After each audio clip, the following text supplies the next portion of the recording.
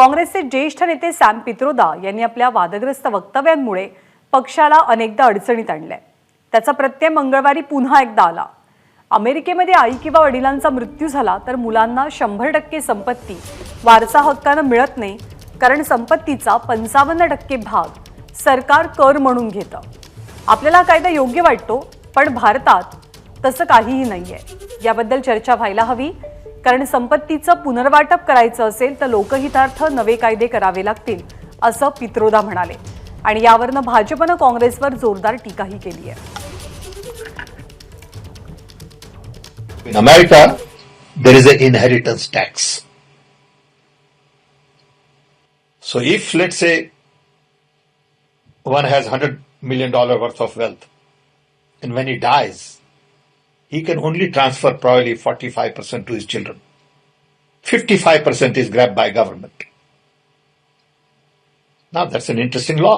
It says, you in your generation made wealth. You are leaving now, you must leave your wealth for public. Not all of it, half of it.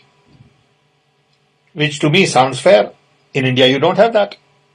If somebody is worth 10 billion and he dies, his children get 10 billion. Public get nothing. And law says, you get half of it, public gets half of it. पण काँग्रेसनं मात्र पित्रोदा यांच्या वक्तव्याशी आपण सहमत नसल्याचं म्हटलंय। जे पित्रोदा म्हणाले ती त्यांची वैयक्तिक भूमिका आहे, काँग्रेस पक्षाची नाही, असं काँग्रेसनं स्पष्ट केलंय। जयराम रमेश यांनी या संदर्भातलं एक ट्विट केलंय। जयराम रमेश आपल्या ट्विटमध्ये असं म्हणतात, जयराम रमेश काँग्रेसचे माध्यम प्रमुख आहेत। त्यांनी म्हटलं की सॅम पित्रोदा हे माझ्यासह अनेकांचे गुरु राहिलेले आहेत। पित्रोदा त्यांची मतं मोकळेपणानं व्यक्त करत असतात, पण त्यांच्या प्रत्येक मताशी काँग्रेस सहमत असेलच असं नाही। त्यांच्या विधानांची चिरफाड करून त्याचा विपर्यास करणं हा मोदींच्या वादग्रस्त वक्तव्यावरून लक्ष हटवण्याचा एक प्रयत्न असल्याचं जयराम रमेश यांनी म्हटलंय। आणि सॅम पित्रोदा यांनी एक भूमिका मांडलेली आहे, त्या संदर्भात अमित शहा सध्या बोलतात, थेट जाऊया।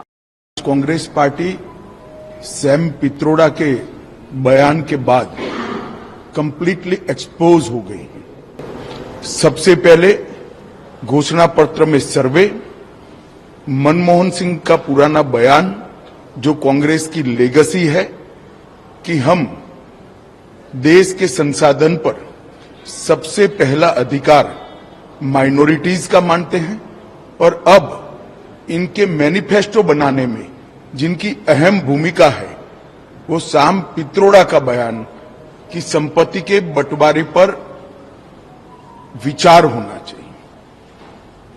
अमेरिका का हवाला देते हुए इन्होंने कहा कि 55% संपत्ति सरकारी खजाने में जाती है। अब जब प्रधानमंत्री जी ने ये मुद्दा उठाया, राहुल गांधी, सोनिया गांधी और पूरी कांग्रेस बैकफुट पर आई कि हमारा मकसद ये नहीं है। परंतु आज सैम पित्रोदा जी के बयान ने कांग्रेस का मकसद देश के सामने स्पष्ट कर दिया है।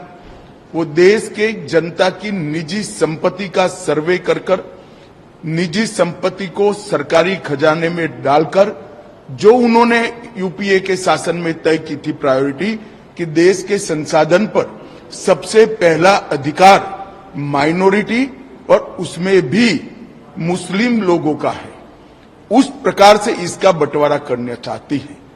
मैं मानता हूं कांग्रेस पार्टी या तो अपने मैनिफेस्टो से इस बात को विड्रॉ करे, या उन्होंने स्वीकार करना चाहिए कि यही उनका मकसद है।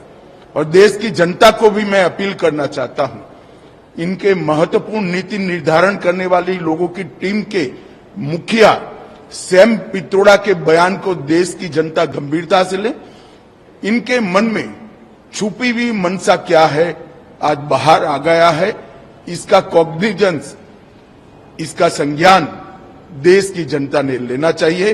और कांग्रेस पार्टी अगर ये नहीं करना चाहती तो अपने मैनिफेस्टो से सर्वे की बात को विड्रॉ करना चाहिए, ये घोषित करना चाहिए हमारी प्रायोरिटी माइनॉरिटी नहीं है, हमारी प्रायोरिटी गरीब है, जो हमारे देश के प्रधानमंत्री नरेंद्र मोदी जी ने कहा है। देश के संसाधन पर सबसे पहला अधिकार देश के गरीब का, दलित का, आदिवासी का और पिछड़े का है। मैं मानता हूं देश की जनता ने आवाज मुखर करनी चाहिए और डिमांड भी करनी चाहिए। धन्यवाद। एबीपी माझा, उघडा डोळे बघा नीट।